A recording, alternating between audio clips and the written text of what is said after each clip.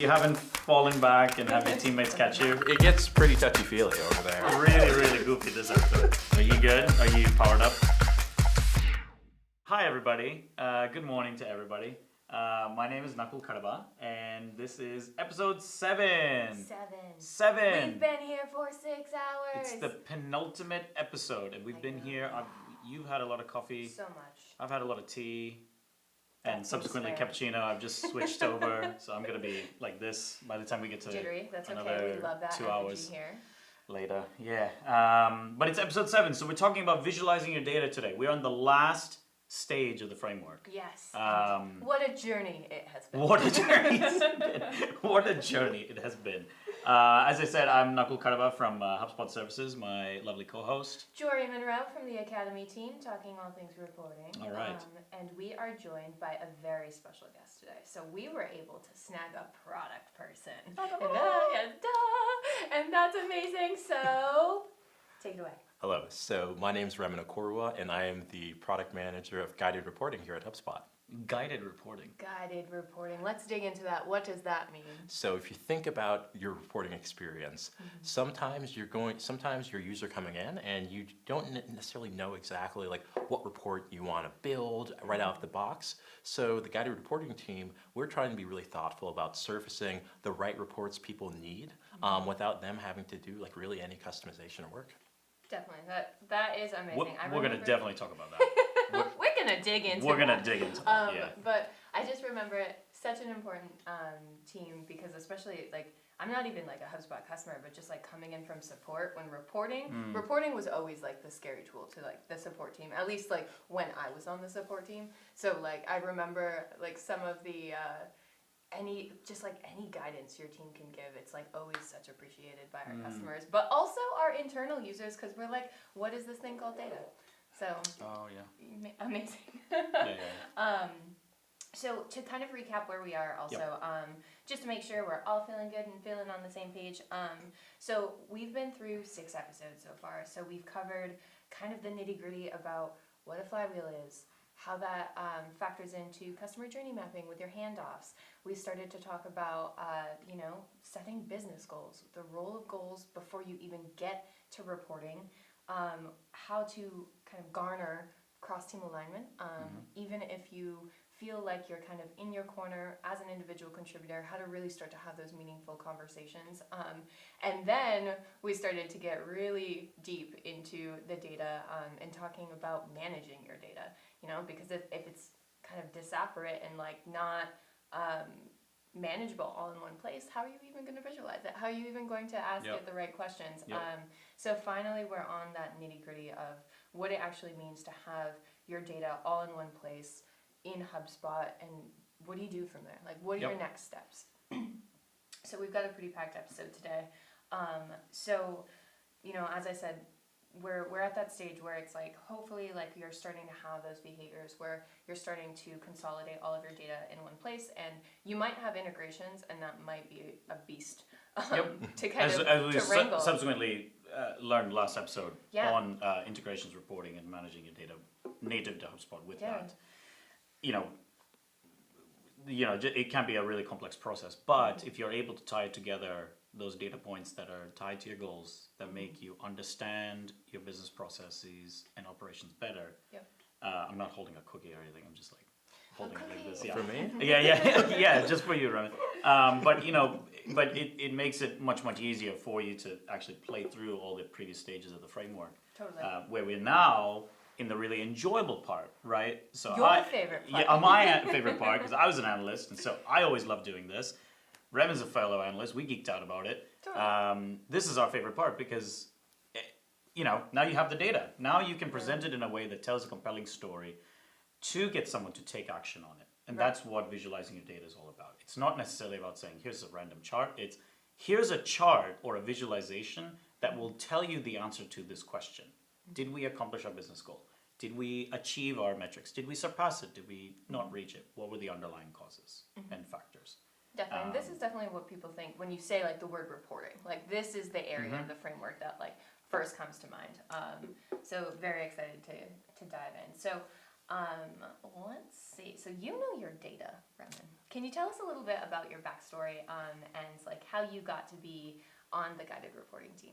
Yeah, sure. So my path to the guided reporting team started with me actually running a data analytics consulting firm for about 2.5 years. That's awesome. So I was working with clients and like B2B into B2B tech, as well as financial services, helping them build out dashboards and do like custom machine learning models. And I think that like really going deep in that data as a consultant, like it ended up teeing me up really, really nicely to come into HubSpot and then think about reporting and how data flows in the reporting product here. That makes a lot of sense. It's amazing. So great. So great. Amazing. So in terms of, so when you were in your consulting firm, I want to kind of dig into that because that sounds like 2.5 years worth of story. Yeah. How were you really consulting? Were you working with clients directly with data, or were you kind of managing more on like the back end side of things? Like how did that work? How did that relationship work? Yeah, so we were really working directly with clients. Oftentimes these were executives who knew they were sitting on a ton of customer information, and they didn't have a really clear idea of how they should go about and make decisions based on this information. Yeah. So I think classic example, you see these marketing agency, you see like a marketing agency that has like a whole bunch of like leads in a system, and you know what, they're like looking to like get some reports on which leads they should be following up on if they're running campaigns on behalf of some other client, but they themselves don't necessarily have a data analyst or like a data scientist in-house who's going to be able to say like, oh, you know what, based on this set of behaviors, I can tell you that these leads are much more likely to respond to your campaign and outreach. And that's where my team would come in and we'd say like, hey, you know what, like you guys have all the information you need to make some really smart decisions about who to be following up with and why. And we can help tease out that why. And that's just going to put you in a really great position to start taking action. I always value, you know, positions that like you had, you know, as an analyst, because basically you're the guy that's coming in and saying, here's how you can work smarter. Not necessarily harder, but how you can work smarter. I feel like that's such a sales saying. Like, work smarter. Yeah, works. Yeah, but I mean, but it's but true. like in that example, I'm being coy. But no, like, of course. It makes sense. But like in that example, right? You're saying here's some leads that you can identify right now. It's not the whole bucket. It's a certain portion of it, right? Yeah. That you can say, just concentrate on those guys. Because you have a higher likelihood that you're going to close them. Yeah. For sales, the same thing can be said for deals, for example. For services, it could be something as something like based on renewal date, and high MRR value or just value, or NPS rating. Yeah. Right. You know, things that we talked about that relate to one's business goal. With the data points that they already have, as Remen's kind of past experience indicates, that you can better understand your business model when you show it. And what I like about your example too is it's not that you were just like, here's some leads. It was like, here's some leads that are most likely to close, or like you were like for your clients, it sounds like you were deriving some kind of actionable insight. Exactly. And I think that like really that being able to do reporting that has a clear next step, I think that's the real holy grail. Because if you think about it, there are only so many hours in the day, and there are only so many there are only so many people that you can assign to a given task. So if you have a database full of thousands of leads, and you essentially tell your sales team, I expect you to go and call it and follow up with every one of these leads, it's like you aren't setting them up to succeed. Right. Like being able to know what not to do is almost as valuable, if not more so, than knowing the right steps of what to do. Which is interesting when you consider like the flywheel, right? Because it's just like if like what not to do is your friction, and like what to do is your force. Like knowing both sides of the coin is really important. Right. Totally. So when I'm sorry, I'm going to dig into this more. Yeah, Fascinating. sure. I think it's really important work, and it really will color kind of how we talk about reporting throughout the episode. But so you would say, I'm a new client, right, at your former kind of consultancy. New client. What were the things that you were looking for first when you would like onboard a client, or what were things things that you were digging into the data specifically for? Yeah, so it was going to be a few things. So one, really understanding like the richness of the data. Okay. So if we go with the example of like lead scoring, Okay. first you need to actually have a database with like contacts in it. Right. Those are the leads. But then like if you're thinking about how do I go about prioritizing leads, forget machine learning for a moment and just think about like using like common sense. Like you want to see the behaviors people are doing on your website.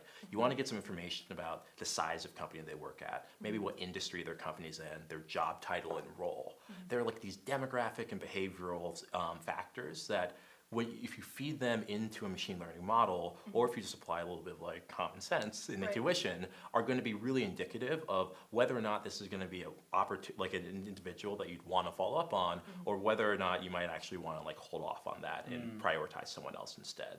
That makes a lot of sense. So really like digging into like what data existed, and then like if you could almost like start to develop like, not to be coy, but like the customer journey map, or like the different touch points to indicate whether or not they were a good lead. Exactly. That's awesome. So let's talk about, did you have any other? No. So I think it's really fascinating to talk about reporting in HubSpot, because reporting in HubSpot currently, might not always, but currently lives in sort of very different locations. And that can be confusing, because it's like, I know I have a question, where do I go to solve for it? So can you talk to me a little bit about like whether through insight on your team or just kind of what you've seen in terms of HubSpot user behavior, like how people should be prioritizing where they're going to find insight that they need? Sure. And I think that this is going to be very much driven by your role. So that's my little bit of a caveat. But I think that you can broadly think of reporting and where to go with this three-piece framework, where there's certain places where you should go to, and you should expect to consume reports. There's some places you can go to expect to like explore the reports you have. And then finally, there's some places you can go to build and create net new reports. And I think that when you're like, if you're someone trying to get insights from your data, the consume and build are probably going to be the two pieces of this framework that are most interesting to you. Now, on the consume side, this is actually fairly straightforward. HubSpot has a bunch of dashboards. We also have reports in our canned report library, and we have these analytics tools that allow users to just go and like get insights right away. So maybe you want to see some information about new contacts generated. I can guarantee you there's a library report for that, and it's probably on a dashboard that your team is looking at on a regular basis. But like those consume experiences, I think one of the things that they're good for is just sort of serving up information and allowing a user to monitor something. Almost like pulse check. Exactly. But sometimes you're going to have like questions that come to mind. Like you're observing something in the business and you're like, it seems like we aren't making as many calls as we should be. Like, is our sales team sort of dipping off? And does that mean that it looks like we aren't booking as many appointments or opportunities? Like, well, if you don't have like a report pre-configured to do that, then you're actually going to need to go and build that thing. And I think that therefore, like the build experience, and in HubSpot, that's being provided by the custom report builder, the build experience becomes super important for these like ad hoc questions that are going to come up in the normal course of business. Like no one can predict like ahead of time every single business question that needs to be translated into a report. Can you imagine that report? Right? It's like, I mean, the million report library. We could have like the customers probably wouldn't. We could have a report library Dewey Decimal System. Like it would be great. Like, super systematic. No, but I think that like really like the builder allows customers to like ask their own questions and then like give them the tools to answer them. Totally. And you allude, Remen, on a really good point of like a couple of ways that you should be thinking about reporting, right? You're answering specific question about the business. It's the customer report builder, most likely, right? Because it's ad hoc. If you're monitoring the status of a particular team, marketing, sales, service, right? Sounds like towards those business targets, i.e. our goals and metrics, right? It's probably the goals, right, that we can see. A snapshot of everything that is happening in terms of a reporting structure, it's a dashboard, right? All of which is already present within this. But I'm really wanting to tap into your past experience and current experience, I should say, at HubSpot on the product side about the behaviors you need to cultivate, when you're looking at that data in your reports, what do you need to think about? Sure. So there are a whole host of things that you're going to want to do when you're like looking at reports. But I think that the first thing is like have a really clear idea in your head of like what question am I trying to answer first? Like if you're just looking at a report and you're like, oh, the number's going up, like it's bigger than when I checked it last time. Boom, and then you move on with your day. You're probably not getting a lot of value out. So being able to know every time you look at a piece of data, like what is this telling me, and what's the relevance to me? I think that tees up the second thing that you always want to keep in mind, and we talked about this a little bit earlier, like action. Yeah, so correct. if I'm looking at a report and it's helping me answer a question, based on the answer, what action does that enable? So if you have reports on a dashboard today that if the number goes up or the number goes down, it doesn't drive any change in behavior, it's questionable whether you actually need that report. So you should always be like ruthless about looking at the data, considering the data that you're looking at, and making a decision on whether or not it's actually enabling you to take action or improve processes. So what advice would you give, like say you have someone that like joins a new marketing team and might not know like who set up a dashboard or what actions were originally tied to that report, whether kind of questions that you've cultivated in your experience or just like what you've seen at HubSpot, what advice would you give them for like translating a report into action? Yeah, so I think that the first thing is like reports don't exist in isolation, nor do the people who like read them. Totally. So having a conversation like with your team and like walking through this report and saying like, hey, you know what? Like I'm seeing like social media impressions, and I'm seeing like I'm seeing clicks, I'm seeing engagements. Like what's good look like here? And if like something's not good, like let's have a conversation about like what opportunities are there to like remediate or take action. I think that just like getting internal alignment around like what the playbook is around the data is like the first step. And I think that like when you have sort of that foundational understanding of like what the data means and then the actions you can take, that oftentimes will prompt you to say like, oh, you know what? I'm seeing like, now that I'm thinking about it, I feel like we're actually missing a few things that would actually help me better understand and be more targeted about the action I take. So maybe I'm gonna add a few more reports. But I think that foundational knowledge of like what the data means and then what action enables. So for those reports, I mean, you gave really good examples. I mean, I'd like to think that customers want those reports to actually spur action or a couple of questions at least, right, to make it useful to them. What if it doesn't, right, in that situation that you described? Like, do you end up changing the type of visualization? Like, does everything need to be like a year-over-year measurement? Or does everything need to be a line chart? You know what I mean? Because from an analytics perspective, that always spurs immediate action, but it may not always be the best case. So I'm just curious as to what you would recommend in terms of, would you change the visualization? Would you get rid of it altogether? Would you add another layer to it to make it more complex or valuable? Yeah, so that's a really good question. And what I have to say is that oftentimes the visualizations, while they can enable like people to better understand a piece of data, I would actually argue that visualizations in and of themselves probably aren't going to be what sort of makes a report moves it from the category of like cool to look at, you don't do anything with, to super valuable and is core to like everyday processes. Instead, I think that there's this concept that I really love, and it's this idea called exception reporting. So if you design a report that is intentionally only showing you when something is sort of going wrong or is like outside of expected behavior, then it doesn't matter if that's like a bar chart showing you unworked leads that are high, that have like a high lead score, or whether that's like a line chart showing you the count of unworked leads with a high lead score. Time. The issue is that you have a bunch of unworked leads that have a really high lead score, and that needs to get solved right now. So I think that it's more about the fundamental construction of the chart versus like the visualization chosen. But I think a good visualization definitely can assist. All these examples of unworked leads tells me that in his past life, Remen was a sales manager. And he was a real hard taskmaster. Why are these leads unworked?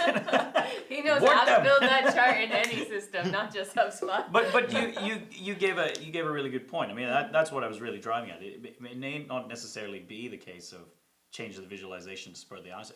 It's probably the original question, right? That's the problem. It's like, well, again, to address your business goal, you have this set of data points. Well, make sure that whatever the report is that you construct it, even if it's simplistic, well, it should be spurring you to take action when you look at it and see a dip or change in behavior, let's say.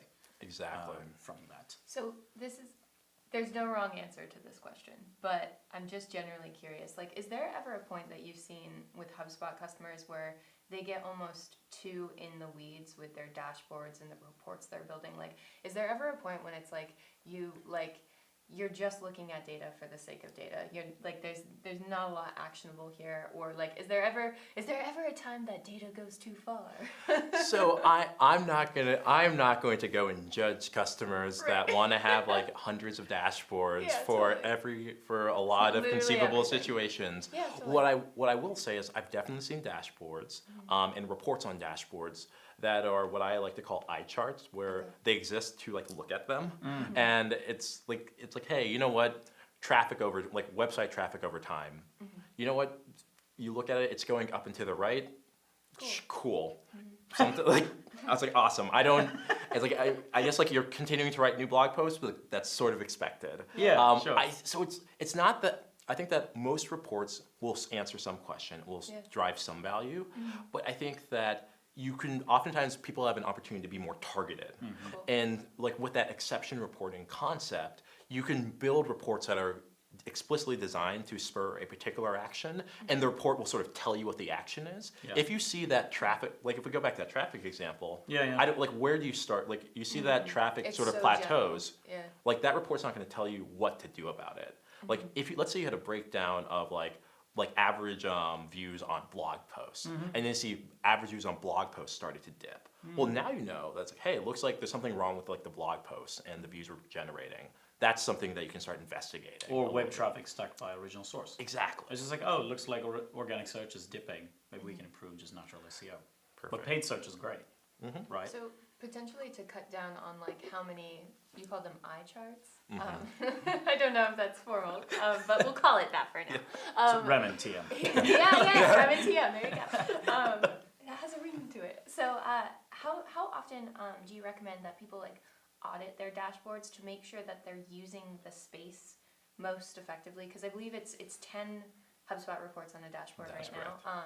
So you obviously like, there is a limited amount of space, and you want to make sure that you're using it to be the most actionable, the most productive, the most kind of performance oriented. So how often do you think customers should be like going back and being like, is this report what we need right now? If so, great, keep it. If not, let's find a different one. Sure. So what I'll say is that for dashboards that are being shared out with broader teams, oftentimes these are being scheduled either on like a weekly or a monthly basis. And I think that each time these are being sent out, all the people consuming them as well as the creators should be like taking a look and saying like, are the reports on this dashboard actually helping us like answer questions? Is it spurring us to take action? And if you find that after like multiple viewings of the same dashboard, nothing has changed and no like additional conversation is being spurred on, I think that's actually like a really good sign that like this might not be helpful.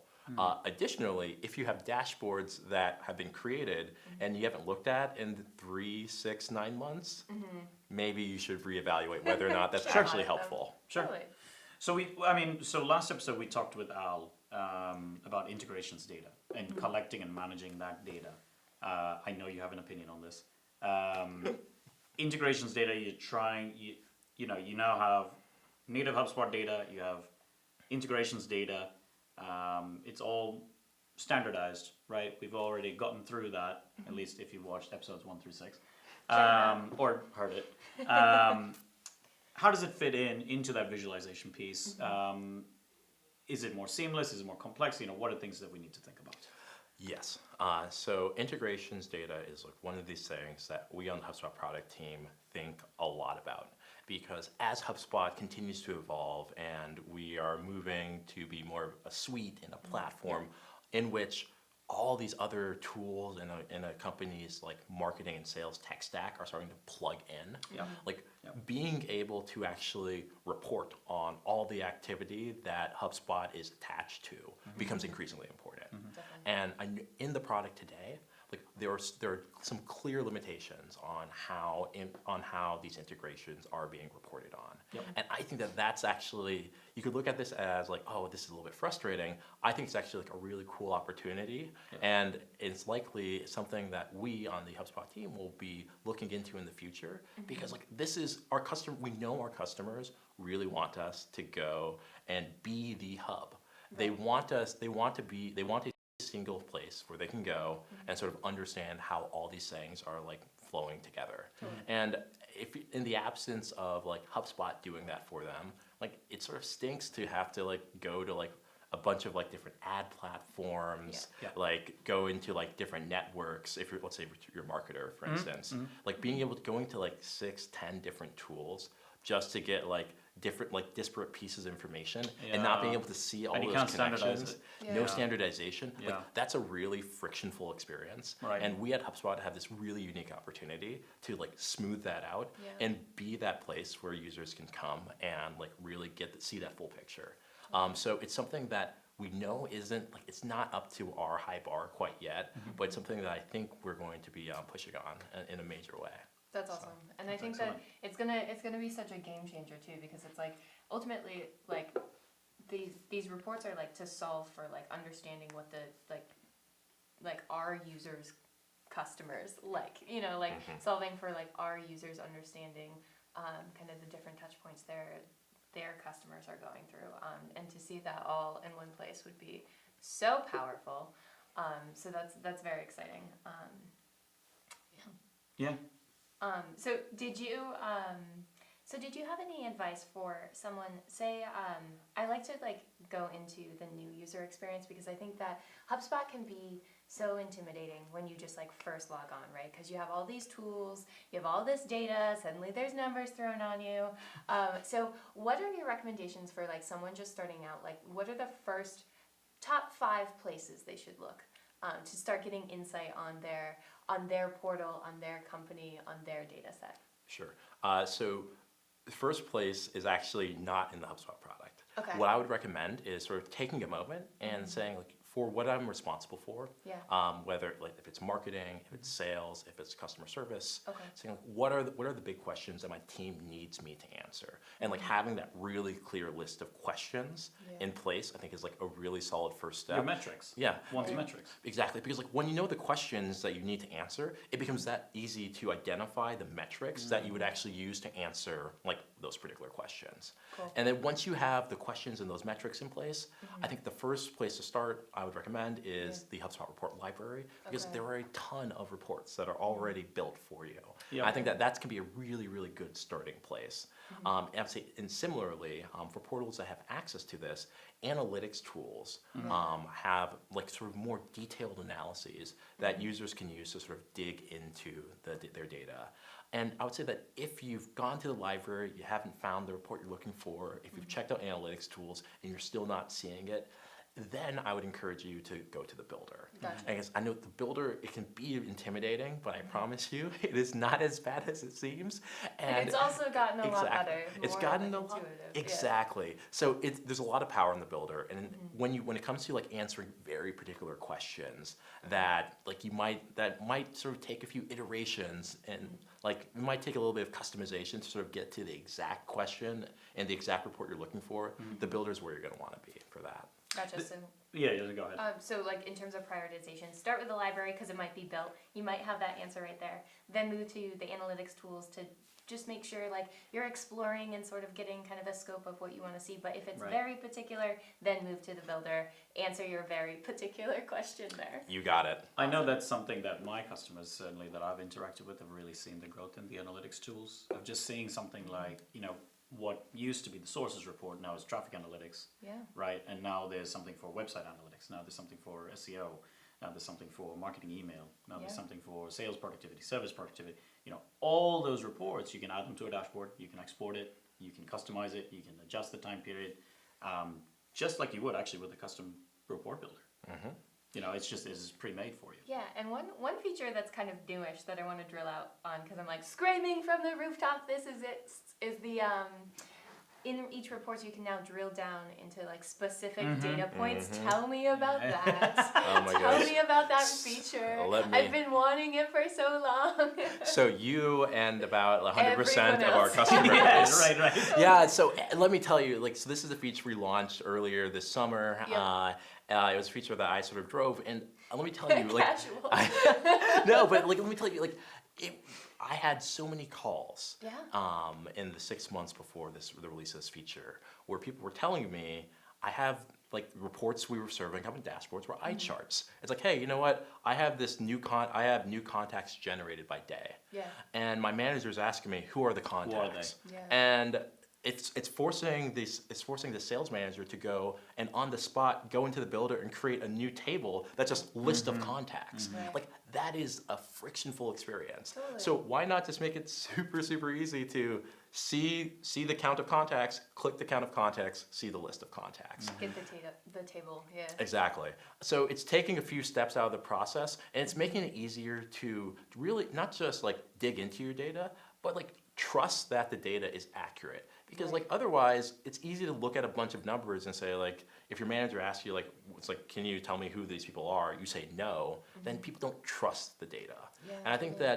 that this feature isn't just about sort of enabling people to do cool things with reports, Click. but I think it's broadly Right. building trust in the data that HubSpot's serving up, Yep. and it's enabling people to feel more confident as they share that out in their organizations. Yeah, and I in- know just from yeah. support, the amount of times I would have to create these intense active lists to just be who are these people? And Yeah, it's yeah, I yeah. don't even know. Yeah, Now it's just right. a click away. Yeah, no, it's Love just click that. away. So click into your tables. Yes, please. Yeah, right.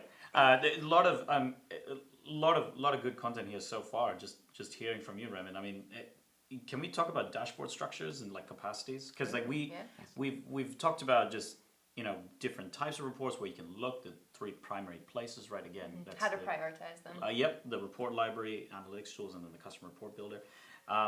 Haven't really talked about too much about the dashboard structure. There's a lot more capacity for customers, probably across the entire spectrum, I would say, more than it was certainly 2 years ago. It's not necessarily the case that people need the reporting add-on, unless, of course, they need that additional capacity, and in which case, great, Makes take sense. it. Yeah. Of course. Nowadays, you have you can, if you're on one particular level, you come with this amount of dashboards. If you come on the next level up, you get this many more, so on and so forth. How did you guys get to those kind of findings, and how did you get to structuring it like that? Yeah, no, really great question.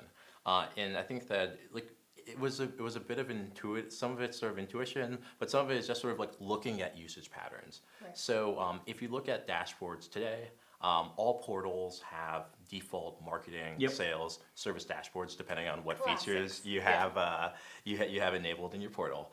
Because we know that if you're using customer service tools, you're probably going to want a dashboard with some reports that Yeah. are telling you how that's going. Yep. But as we get to those higher tiers, we look at pro and enterprise.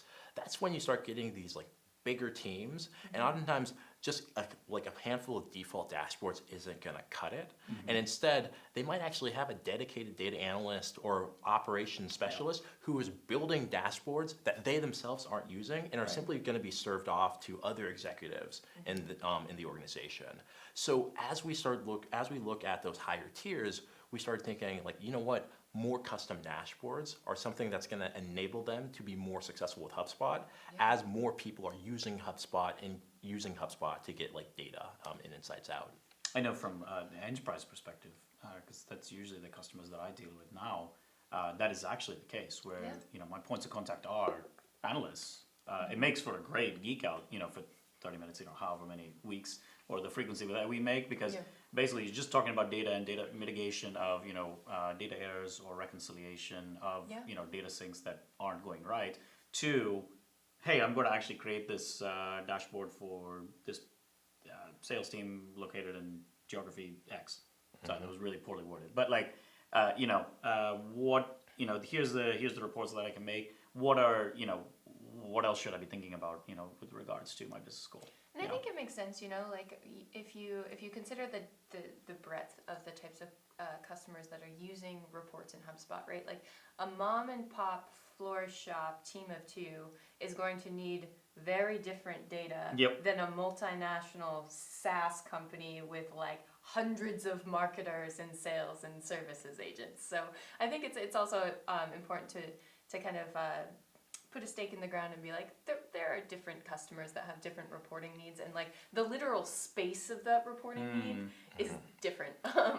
And I think that actually, like, I want to build on that point for a moment. Like, when you start looking at like different customers and like this really the size of their businesses or their organizations, like really small customers, oftentimes they might not really use dashboards. They might be using like the reporting embedded in a tool. They send the email out, they want to see the open rate on that email, so they just go into that analyze tab. Right. Like it's really like as you get like those bigger organizations that oftentimes have more of the the mental bandwidth and the resourcing to just like go and say like we need a bunch of dashboards. We have a set of metrics that we need to be tracking with some consistency. Yeah. So yeah, there's definitely a difference in behavior that you see like across that size spectrum. Yeah, totally. I don't know if I'm pretty sure you've read this, but one book that I read several years ago in my last job before HubSpot was called HBR Good Charts. I think I've mentioned this to you like tangentially like once. But it was basically, like charts, the chart book. Yeah. Yes. But it basically, the whole point of that book was to talk about HBR, Harvard Business Review, Good Charts, was to talk about how you actually tell a compelling story with the report, right? Basically, what we're talking about here today. In that, one of the things that I would get online was actually a map that I would actually put on the side of my desk as an analyst, and it would actually show the different types of visualizations that were available. Okay. Not all are available right now based on that in HubSpot. And I'll try to find a screenshot to actually put it on the video part of this. But Remen, is that, it all goes to my question of like, are we going to add more types of visualizations over the future? And if so, what can you tell us? Sure. What's the progress? Okay, sure. I see. Like this is like product roadmap. So here's what I can tell you. As we continue to invest more into reporting platform capabilities and broadly just like building up HubSpot reporting, we know that there is appetite for more visualization types and sort of more kinds of like analyses that are going to be available out of the box. Right. I'd say like one of my pet rocks that I would love to push through in the near term is scatterplots. So it's just think about like that was one I was thinking about too. Exactly, like one of these super common visualizations. Like people love them, but it's not something that's in the builder quite yet. Sure. But I think like visualizations like that. We know that there's a lot of customer appetite for, and that's definitely like on the roadmap to be delivered. So scatterplot fans, you have an ally. Okay. The scatterplot fan. The scatterplot lobby is strong. It's pretty strong. It's pretty strong. And it's just because like because we've talked about a lot today about the tips that you should be thinking about when you have disparate a bunch of data points again collected natively in HubSpot and as well within your tech stack. Again, to visualize it, to see, did you accomplish your goal? Did you meet your team's metrics? Or whatever, with all those great examples Remen gave. Can you then spur action to change your business model or adapt based on that? What, I guess, as like one of my last questions, what, Remen, do you see as, good conversations that you've had with customers where that is the case? What are those practices that they're actually putting down in their report building and sharing? Sure. So I think three things that sort of stand out. One, customers that nail that concept of exception reporting. Yeah. They have dashboards that are full of things that have a very clear next step action. If you're doing that well, I think that you're going to be ahead of like 90% of 90% of users of dashboards. Sure. So second thing is being really, really thoughtful about reporting frequency, because some reports, the data isn't as meaningful if you're looking at the change between day to day isn't as meaningful as change month over month. Yep. So being really, really thoughtful about how frequently you should be checking a metric, and sort of perhaps tying that to like business processes. Yep. So if let's say that you have a monthly sales quota, then tracking deals and like progress to quota on a monthly basis is probably bad because you want to like take action before the month is over. Correct. So you might Yeah. want to be looking at like daily. Daily, yeah, right, right, yeah. Yep. And I would say like that's something. And again, to define what exception reporting is, it's again that idea that you are looking at reports and visualizations to notify you when something is just awry. Not necessarily wrong. It could actually be a great thing, but awry. You know, for you to then think about it, sit back, discuss with your team, discuss internally, you know, what have you. And that's usually a practice. I think we haven't really called it exception reporting, but you know, when we talk about something like an SLA between sales and marketing teams, when we talk about an SLA between sales and service teams, service teams and let's say customer marketing teams, I mean, that's actually what they're looking for. They're actually looking for something like that exception reporting model to say, oh, something is actually awry here, or something is off. Again, good or bad thing. Do we have to do anything about it? What does this mean? How do we change our business process to reflect that? So that was 2 things, I think, unless I missed one. No, you're right. What was the third one? Great. So great. You caught me. Okay, so I think that the third one here is being tactical about the report, like where you're getting your reports. So, Sure. like I said, start with the report library. We have a bunch of reports available out of the box for you. Love that. And if you aren't seeing it there, move on to analytics tools. Correct, And then yeah. finally, And then like if customer you're not getting it in either library or analytics tools, go to the builder and like have at it. Yeah. So just be intentional about where you're looking for your data. Exactly. See, I think that will save so much time rather than just being like, is it here, is it there? And getting frustrated with being like, where is my data? Yeah, right. Yeah. That makes sense. Right. But one thing that we've talked about kind of throughout the series is like in the flywheel, there are these handoffs between teams.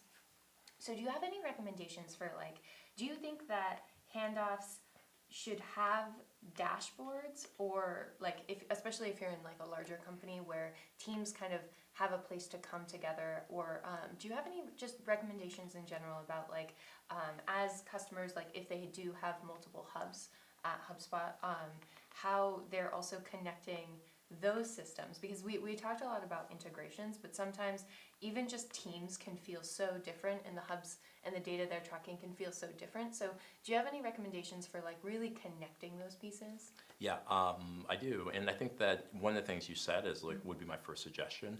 Having a dashboard that is pulling together common metrics for those teams, but in particular like the interfaces between. Okay. So let's take a dashboard that talks about leads and being able to surface sales qualified leads that have been generated. Well, that's ultimately what a marketer needs to do before they can hand off a lead to sales. Correct. Right. So being really thoughtful about like what are those metrics that show that team A has done what's necessary to provide something to team B, and being able to surface those in a common place, that's going to spur some conversations. And especially if there are some clear targets or expectations around how many sales qualified leads need to be generated by the marketing team, then I think that's going to be a really powerful way for driving that cross-team collaboration. And that makes a lot of sense, because I think what can happen, especially as teams don't talk to each other, is there can be like a lot of assumptions that go on, right? Like an SQL should be an SQL no matter who in the company you're talking to. So like if marketing has a very different idea of like what an SQL is, or like what that type of person should look like Versus sales. Yeah. I think reporting can be a really good way to start those conversations, because then it's like you're almost having like an established vernacular, if you will, The of SLA. metrics. Yeah, The exactly. SLA, service level agreement. Yeah. Exactly. And then you can go into like reporting even that much more intentional and proactive, because everyone's on the same page as to like what this chart is saying. So if it's like you only have a certain amount of SQLs a month, and that might have been like a marketing issue, potentially a handoff issue, you all can kind of get around next steps forward. So I think that's a really good. And then really all of good a place to sudden, those start. handoff meetings, you know, they actually really have some serious data points to actually look at together, totally. to say, marketing is, let's use Remen's example, because he apparently is a huge taskmaster. You know, again, in his previous life, you know, hey, you know, we haven't I closed feel on like these you have leads. insider info. I don't know, but it's like, hey, Theoretically. theoretically, this could be the case. Hey, these leads are not closed. You know, Yeah, marketing. yeah. What our sales, why aren't we doing that, right? You know, what's missing? Yeah. Can we get an activity level report, let's say, between rep productivity per week? Yeah. Right, you know, as a follow-up or something. Marketing can actually come in and say, here's actually where the leads are coming from, and maybe it has something to do with the original source. Maybe it has something to do with how many emails they're opening from a marketing perspective. Again, all of a sudden, you've just created a meeting agenda.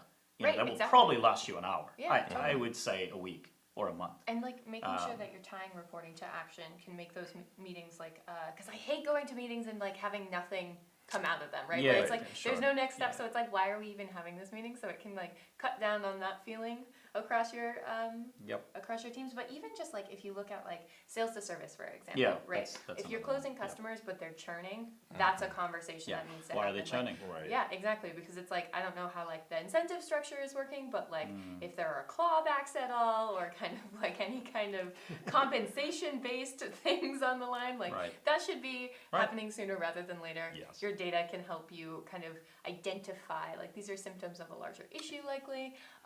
Where do you start? Yeah, and especially if you don't necessarily have those data points to actually find that insight, you can Yeah. start collecting it and then figuring it out. Right, Right, because that's with a hole in your report, with data. visualizing it, because then you say, well, great, our business goal is this, our metrics are this. Well, maybe we need to add one more metric Yeah. for the service team, right? Which is, you know, NPS, just measuring customer health, right?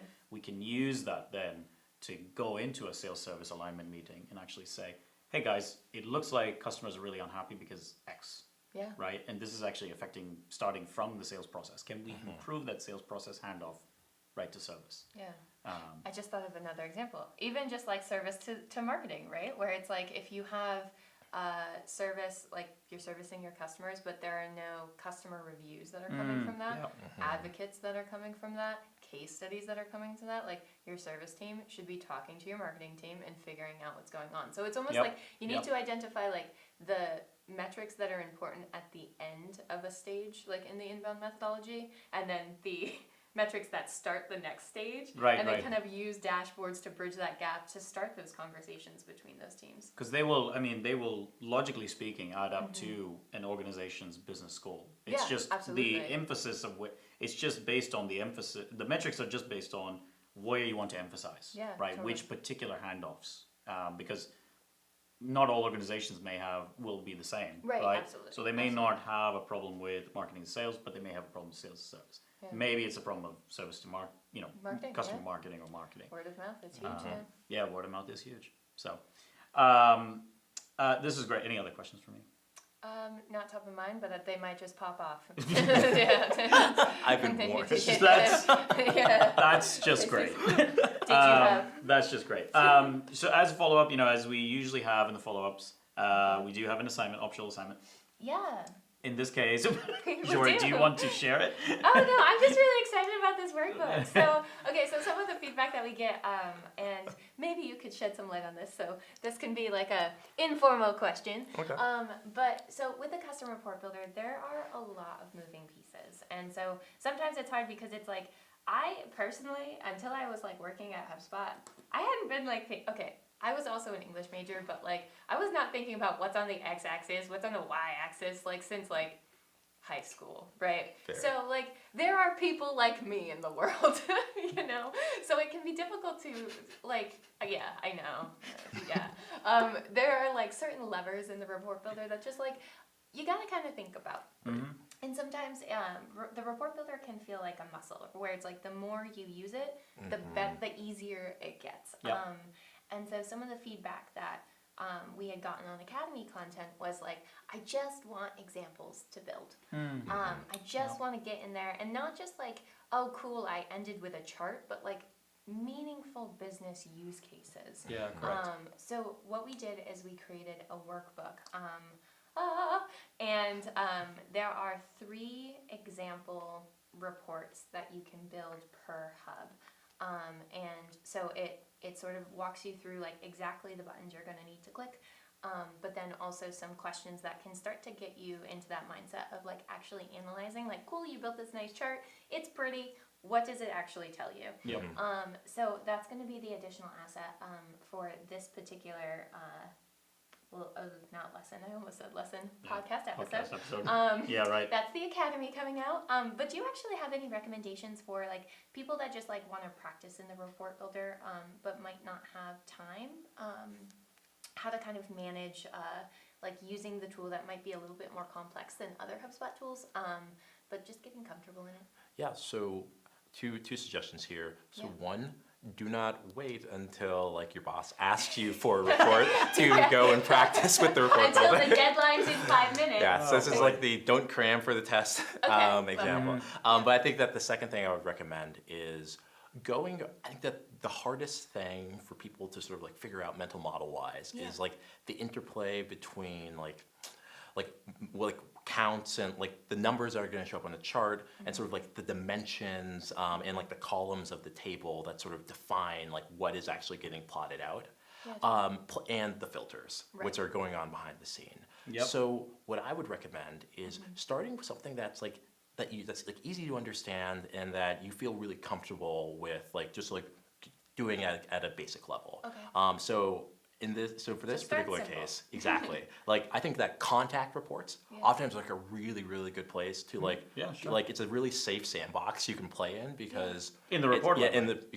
the report library. But also in the builder, because yeah. it's like Oh, yeah. contacts who fit these characteristics. Exactly, because you can start thinking about like, okay, like what type of contacts do I want to see? Like, you can start doing some filters based on contact properties, and then it's like, okay, well, now how do I want to track these contacts? Yeah. Do I want to just sort of compare them by a set of properties, or maybe I want to see how many of these we have over time? Yeah. And you can start Yeah. changing up the chart types that would to allow you to sort of see those trends. But it's getting you to answer that eventual question that maybe you were thinking about. Yeah, Right. totally. And I think for me, one recommendation I'd have is just like looking at contacts via like source can be like a really good place to start. I find that as like even just like marketers, sales, and services reps sort of all think about it in this kind of way where it's like, where are these contacts coming from? Like, who are these contacts?